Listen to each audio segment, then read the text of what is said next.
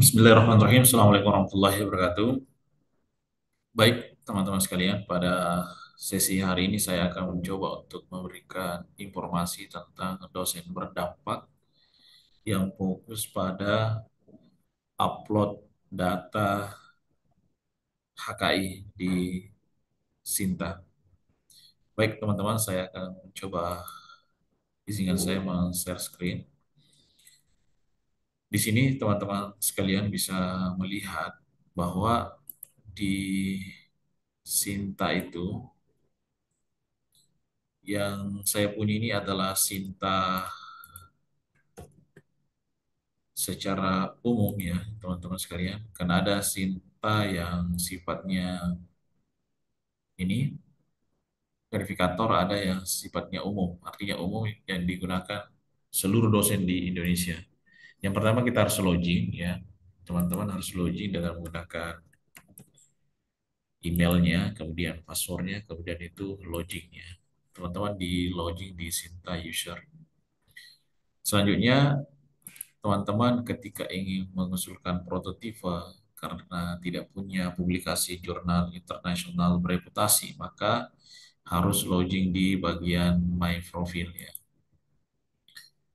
Di My Profile teman-teman, di situ ada Tertera, ada My Sinta, ya, ada My Sinta, kemudian ada IPRs, Research Core Service Product Prototype, ya kita pilih IPRs ya teman-teman. IPRs. IPRS itu kita tambahkan ya teman-teman add IVR ya HKI kita ya teman-teman karena tulis nomornya di situ ada nomor ya saya kasih contoh aja nomornya berapa atau saya tutup dulu ya teman-teman saya perlihatkan salah satu nomornya ya supaya bisa dipahami. Saya rasa teman-teman sudah paham ya di nomornya tapi perlu mungkin kita kasih contoh ya supaya lebih jelas ya itu.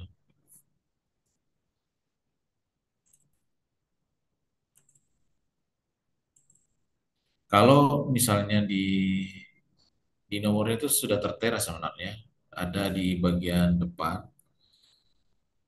Sebelumnya saya stop screen dulu ya supaya saya share screen yang satu ini. Ya, oke, teman-teman ini sudah muncul ya. Saya share screen ulang ya, teman-teman. Oke, sebentar menunggu dokumen.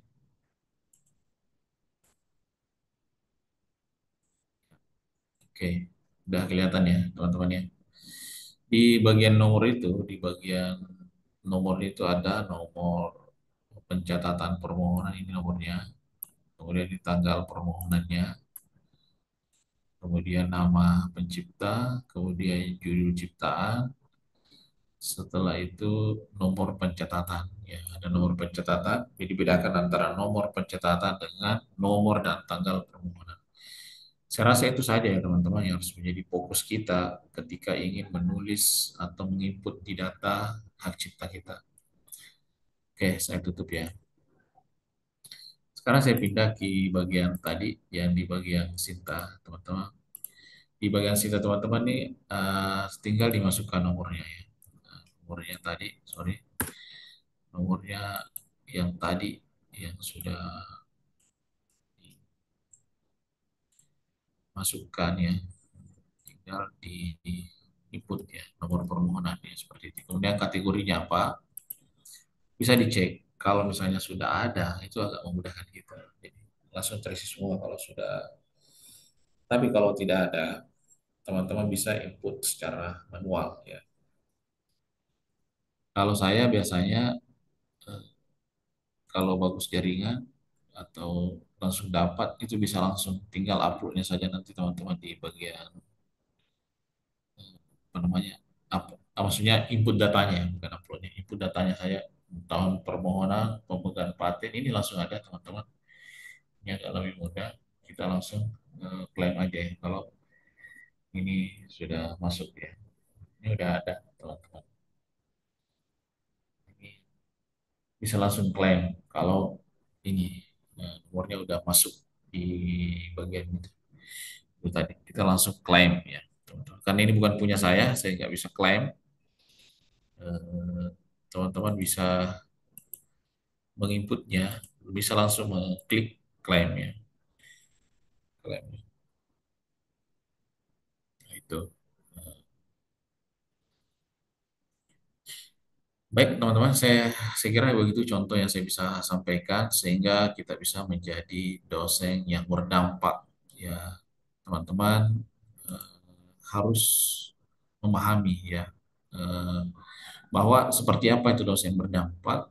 Yang pertama, dosen berdampak itu mempublikasikan karya ilmiah yang berkualitas. Dengan karya kita yang berkualitas, maka kita punya dampak bagi orang banyak. Kemudian yang kedua, melakukan riset terapan berbasis kebutuhan masyarakat. Apa yang menjadi kebutuhan masyarakat? Kemudian mendaftarkan haki kita, prototipe kita yang inovatif, serta membawa kolaborasi dan jejaring akademik. Itu salah satu hal-hal yang penting untuk bisa menjadi dosen yang berdampak. Saya kira cukup teman-teman sekalian pada kesempatan ini. Sedikit saya memberikan informasi lagi bahwa ada namanya teman-teman sekalian, ada istilah ini, maaf ya teman-teman, saya ada namanya hak ini dilakukan oleh verifikator ya, ya misalnya ini. Dan kalau teman-teman tadi saya lupa, teman-teman kalau nanti sudah menginput tadi hak ciptanya, maka komunikasi dengan verifikator, verifikator Sinta di kampusnya masing-masing. Kebetulan saya sebagai verifikator, tentu teman-teman harus disinkronkan. Misalnya tadi namanya siapa, prototipenya apa, HKI-nya apa ya, IPR-nya itu apa, nanti di verifikator ya akan mau verifikasi apakah sudah betul atau tidak. Itu ya teman-teman. Nanti dia tinggal dicentang aja di bagian itu tadi.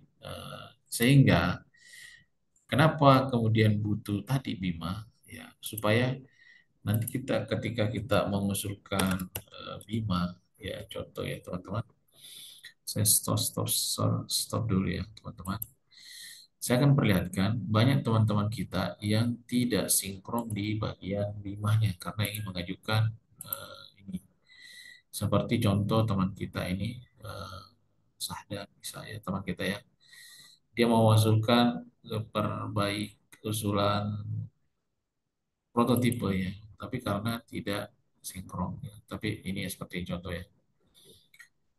Ini tinggal ketika dua artikel internasional memiliki paten paten sederhana atau HKI kekayaan intelektual lainnya. Setelah ini punya dua teman-teman, sudah punya dua dan terus klik sinkronisasi, insya Allah sudah bisa mengajukan HK pengajuan prototipe. Dan teman-teman harus tahu bahwa pengajuan prototipe itu memiliki pendanaan 65 juta ya. Ya, bisa saja lah kita dinilai oleh reviewer 60 juta atau 64 atau 50-an. Yang jelasnya teman-teman ini salah satu langkah untuk melahirkan karya-karya kita sehingga bisa menjadi dosen yang berdampak. Itu ya teman-teman saya bisa berikan informasi sedikit. Mudah-mudahan informasi ini sangat bermanfaat bagi kita semua. Saya kira cukup dari saya. Saya akhiri dengan ucapan wabillahi taufiq wal hidayah. Wassalamualaikum warahmatullahi wabarakatuh.